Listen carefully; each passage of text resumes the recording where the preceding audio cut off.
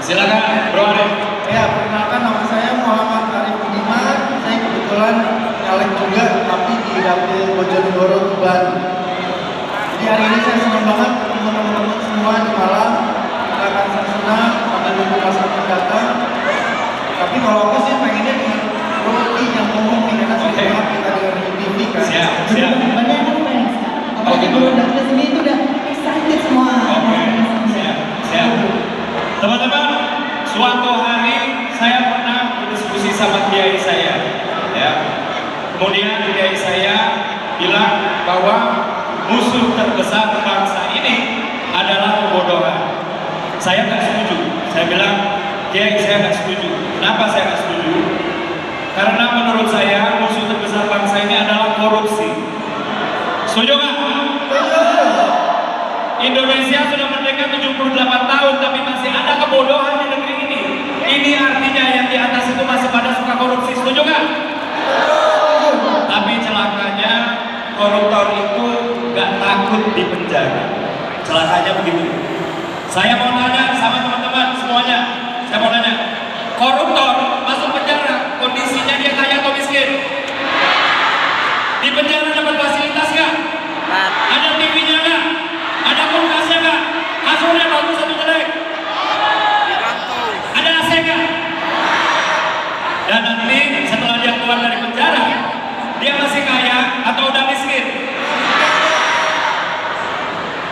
Kemudian saya nanya sama kiai saya lagi, kiai, kalau koruptor dihukum mati aja bagaimana? Setuju nggak? Setuju. Tapi kiai saya nggak setuju. Dia bilang begini, nyawa itu bukan urusan manusia. Nyawa itu urusan Tuhan. Ada benernya ya? Betul ya? Bagaimana kalau koruptor di sisa hidupnya, walaupun dia nggak boleh dihukum mati, bagaimana kalau dia di sisa hidupnya kita bikin sengsara, kita bikin miskin? Setuju nggak? Setuju nggak kalau koruptor asetnya, rumahnya, mobilnya, pesawat pribadinya, helikopter pribadinya, semuanya dirampas oleh negara buat membiayai kesehatan lansia dan pendidikan anak-anak kita? Setuju nggak? Setuju nggak? Siapa yang benci sama korupsi di sini? Siapa yang benci sama korupsi? Siapa yang setuju koruptor kita bikin miskin? Setuju? Celakanya ada yang namanya rancangan undang-undang perampasan aset koruptor sejak 2008, itu udah hampir 16 tahun ya, tidak pernah disahkan oleh DPR RI kita. Kenapa? Karena takut senjata makan. Makanya dibutuhkan partai politik dan anggota DPR yang tidak tersandra dosa politik masa lalu. Setuju kan? Dibutuhkan partai politik dan anggota DPR yang tidak terbebani oleh beban-beban politik masa lalu buat ngesahin undang-undang perampasan aset koruptor. Setuju? Mau nggak koruptor kita bikin miskin? Biar dia ngerasain rasanya jadi korban korupsi. Korban yang koruptor siapa? Kita semua, orang-orang miskin semua korban koruptor. Mereka yang nggak bisa sekolah itu adalah korban koruptor.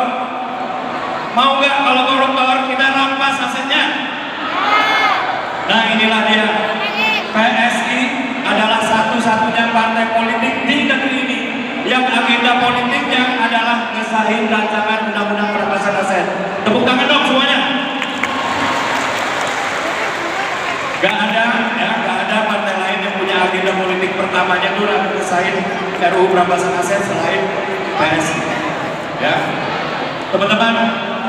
Kalau teman-teman setuju koruptor dimiskinkan, setuju nggak?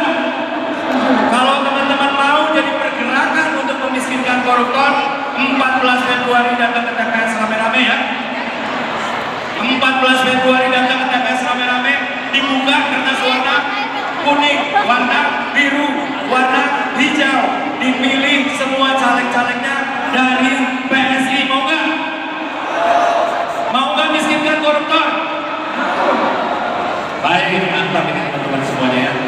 Oke, demikian dari saya. saya. Silakan kalau gitu lanjut. Ya, teman-teman semuanya, Bapak Ibu sekalian, Mas Jenderal, tadi Bro udah cerita ya.